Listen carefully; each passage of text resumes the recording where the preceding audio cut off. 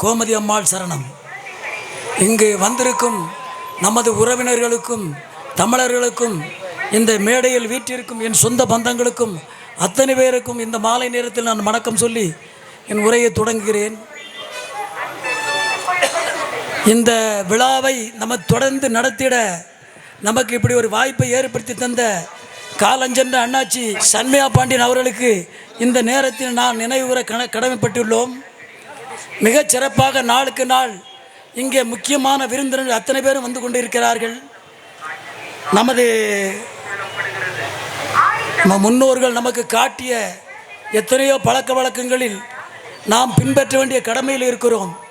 தயவு செய்து நமது உறவினர்களுக்கு கேட்டுக்கொள்வதெல்லாம் இந்த காதல் திருமணம் என்பது நமக்கு தேவையில்லாத ஒரு பிரச்சனை. இது நமது கலாச்சாரத்தை அழித்துவிடும்.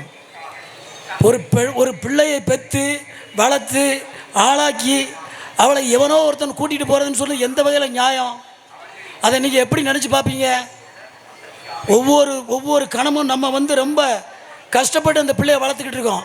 ஆனால் எவனோ ஒருத்தன் கூட்டிகிட்டு போகிறான்னு சொல்லி இப்போ புதுசாக கலாச்சாரத்தை உண்டு பண்ணுறாங்க. இது நீங்கள் பெற்றோர்கள் கவனமாக இருக்கணும். நல்லா நீங்கள் எல்லோரும் நல்லா படிக்கணும். மேலும் மேலும் நம்ம ஒரு வீர பரம்பரை என்பது தயவுசெய்து எல்லோரும் மனசில் வச்சுக்கணும்.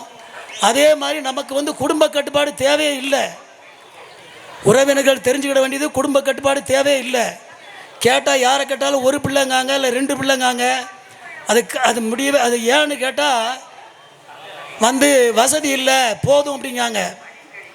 எங்கள் காலத்தில் எல்லாத்துக்குமே 8 பிள்ளை 10 பிள்ளை. ஆனால் நீங்கள் இப்போ வசதியாக இருக்கீங்களா? இதில் 10% கூட எங்களுக்கு கிடையாது. அப்போது வயலில் வேலை செஞ்சுட்டு வீட்டுக்கு வந்தால் வீட்டில் சோறு இருக்காது. எங்கேயா போய் பயணி குடிச்சிட்டு படுத்து கிடப்போம். இதுதான் அன்னைக்கு இருந்த நிலைமை. மாற்று சட்டம் இருக்காது. ஆனால் இன்றைக்கி நாங்கள் இந்த பெரிய பெரிய குடும்பம் எல்லாருமே வாழ்க்கையில் முன்னேறிட்டோம். தயவுசெய்து அதனால் நீங்கள் இந்த குடும்ப கட்டுப்பாடு வேணும், எனக்கு பிள்ளையை வளர்க்க முடியலன்னு சொல்கிறதெல்லாம் போய். காங்கிரஸ் காலத்தில் ஒரு படி அரிசி 2 ரூபா, ஒருத்தனுக்கு சம்பளம் 2 ரூபா. எத்தனை பேருக்கு தெரியுது? மாற்று சட்டம் இருக்காது, மாற்று சேலை இருக்காது. இப்படி ஒரு கஷ்டம் அந்த காலத்தில். நான் சொல்கிறது 67க்கு முன்ன. அதுக்கு பிறகு 77க்கு மேலே அதனுடைய இது மாறி எல்லாம் மாறி போச்சு. இன்றைக்கி நல்ல வாழ்க்கை வாழ்ந்துக்கிட்டு இருக்கீங்க. என்ன எல்லாரும் பெருசுக்காரில் போகலங்கிற வருத்தம் இருக்கும், அவ்வளோதான். இல்லை பெரிய அளவில் வசதி இல்லைன்னு நீங்கள் நினைக்கலாம். ஆனால் யாரும் இன்றைக்கி வாழ முடியாமலோ குடும்பத்தை காப்பாற்ற முடியாமலோ யாரும் இல்லை. 1 கிலோ அரிசி 50 ரூபா 60 ரூபா சம்பளம் நீங்கள் கணக்கு போட்டு பாருங்கள். யாரோ இன்றைக்கி 500 ரூபாய்க்கு வேலைக்கு வேணால் வரமாட்டேங்கான். யாரை கேட்டாலும் 1000 ரூபா கொடு 2000 ரூபா கொடுன்னு தான் கேட்காங்க. இது இன்றைக்கி இருக்க பெரிய முன்னேற்றம். நீங்கள் பொற்காலத்தில் வாழ்ந்துக்கிட்டு இருக்கீங்க. அதனால் அந்த குழந்தை வளர்க்க முடியாதுங்கிற சப்புக்கட்டெலாம் கெட்டாதீங்க. நம்மளுடைய பரம்பரைகள் குறைஞ்சிக்கிட்டு வராங்க. நான் அதைத்தான் ஒவ்வொரு தடவையும் மீண்டும் மீண்டும் சொல்லிக்கிட்டு வரேன். இன்னொரு பிரச்சனை நாட்டில் போய்கிட்டு இருக்கு. யார் பாண்டியர் பரம்பரைன்னு உங்களுக்கு தெரியுமா? 1300 வருஷம் வரைக்கும் இந்த பாண்டிய வம்சம்தான் ஆண்டுக்கிட்டு இருக்கு. குலசேகர பாண்டிய மன்னன் இங்கேருந்து ஆந்திரா கர்நாடகா பல மாநிலங்களை ஆட்சி செய்தார். அவருக்கு சுந்தரபாண்டியன் வீரபாண்டியன் 2 பேர். இந்த சுந்தரபாண்டியன் தான் போய் சோழ மன்னர்கிட்ட திருப்பி இந்த நாட்டை மீட்டது. அதுக்கு பிறகு இந்த பாண்டிய மன்னர்கள் லேசா போல ராமநாடு போகிறாங்க, தென்காசி வராங்க. எல்லா இடத்துலையும் இந்த மறவர்கள் இது வரைக்கும் செத்துருக்கோம். எத்தனாயிரம் கோடின்னு சொல்ல முடியாது. எந்த அரண்மனையில் போய் பார்த்தாலும் அவங்க கல்வெட்டில் பார்த்தீங்கன்னா எத்தனாயிரம் மறவர்கள் செத்தாண்டு வரலாறு இருக்கும். அது சிவகங்கை சீமையாக இருக்கட்டும், ராமநாத மரபாக இருக்கட்டும், புதுக்கோட்டை மன்னராக இருக்கட்டும், தஞ்சாவூராக இருக்கட்டும், எல்லா இடத்துலையும் நீங்கள் மதுரை மன்னர் இந்த மறவர்கள் அவ்வளோ பேர் இறந்துருப்பாங்க. நான் ஏற்கனவே சொல்லியிருக்கேன். திருமல் நாயக்கருக்கு ஒரு காலத்தில் ஒரு பிரச்சனை. அந்த திம்மி நாயக்கன் ஒருத்தன் படையெடுத்து பெரிய முற்றுகிட்டான். அந்த நேரத்தில் சேதுபதி மன்னர் தான் 10,000 மறவர்களை அனுப்புதார். அவன் போய் அவ்வளோ பேர் மூக்கி வெட்டி திருமல் நாயக்கர் கொடியை மைசூரில் ஏற்றுதாங்க. அப்போ தான் திருமலாயக்கர் சொல்கிறாரு, மானங்காத்த மறவர்கள் வாழ்க, அவருக்கு வாழட்டும்னு சொல்கிறாரு. நான் உங்களெல்லாம் கேட்டுக்கிறது, இந்த குழந்தைகள்லாம் போதும்னு நினைக்கிறத விட்டுருங்க. தமிழர்களுடைய எண்ணிக்கை குறைஞ்சிக்கிட்டு வருது. நீங்கள் நல்லா புரிஞ்சுக்கணும். அதே மாதிரி இப்பயும் சொல்கிறவங்ககிட்ட பொம்பளை பிள்ளைகளை வளர்த்தவங்க பிள்ளைகளை நல்லா கண்ணியமாக வளங்க. எந்த சமுதாயங்கிறது பிரச்சனை கிடையாது. அவங்கவுங்க சமுதாயம் அவங்கவுங்க நான் பிள்ளையை பார்த்துக்கணும். இதான் பிரச்சனை. கேட்டால் காதலுங்க. காதல் யாரை வேணாலும் காதலிச்சிடலாமா? நல்லா யோசனை பண்ணி பாருங்கள். இது எப்படி ஏற்றுக்கிட முடியும்? ஏற்றுக்கிடவே முடியாது.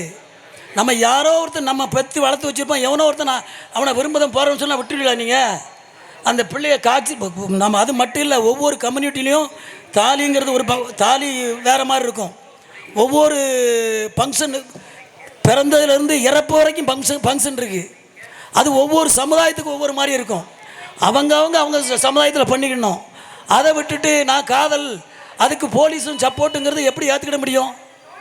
இப்படி தான் ஒரு டைரக்டர் படம் எடுத்தார். அதை என்ன படம் உங்களுக்குலாம் தெரியும். படம் எடுத்துகிட்டு கடைசியில் அவர் பொண்ணு ஒருத்தவங்க ஓடிட்டா. கோர்ட்டில் வந்து ஓன்னு அழுதான். அப்போ சில பேர் போய் கேட்காங்க, இல்லை என் பொண்ணை வந்து ஏமாற்றிட்டான் அப்படின்னு சொல்கிறார். இது எந்த வகையில் நியாயம்? அவர் பொண்ணுக்கு ஒரு நியாயம், இன்னொருத்தருக்கு ஒரு நியாயமா? நானும் 2 திரைப்படம் எடுத்திருக்கேன், இன்னும் எடுப்பேன். ஆனால் ஒரு நாளும் அடுத்தவன் பொண்ணை இழுத்துட்டு ஓடுற மாதிரி படம் எடுக்கவே மாட்டோம். அதை நீங்கள் நல்லா தெரிஞ்சுக்கிடுங்க. இது ஏற்றுக்கிடவே முடியாது. என் உறவுகளுக்கு நான் திருப்பி சொல்கிறது அதுதான். நல்லா சாப்பிடுங்க. நான் சின்ன பையனில் இந்த சங்கரன் கோயிலேருந்து எல்லாத்தையும் பார்ப்பேன். ஒரு 6 அடி 6.25 அடி இருப்பாங்க. இவங்க வேலை செய்கிற மம்முட்டியே வித்தியாசம் பெருசாக இருக்கும். இந்த மாவட்டத்தில் எந்த ஊர்லேயும் அவ்வளோ பெரிய மம்முட்டி இருக்காது, அவ்வளோ பெரிய சட்டி இருக்காது. அப்படிலாம் இருந்தாங்க. இப்போ என்ன அந்த மாதிரி நான் பார்க்கல. காரணம் நல்ல சாப்பாடு கொடுங்க, நல்லா சம்பாதிங்க. ஆனால் சம்பாத்தியம் நேர் வழியில் தான் இருக்கணும். சொந்தங்களே, நான் என் உரையத்தோடு முடிக்கிறேன். நீங்கள் பாருங்கள், நான் அடுத்தால பேசுகிறேன். என் நாடு என் நாட்டு மக்களும் உற்றாரும் உறவினரும் சீரும் சிறப்போடு வாழ வேண்டும் என்று அந்த இறைவனை கேட்டுக்கொண்டு நான் விடைபெறுகிறேன். நன்றி, வணக்கம்.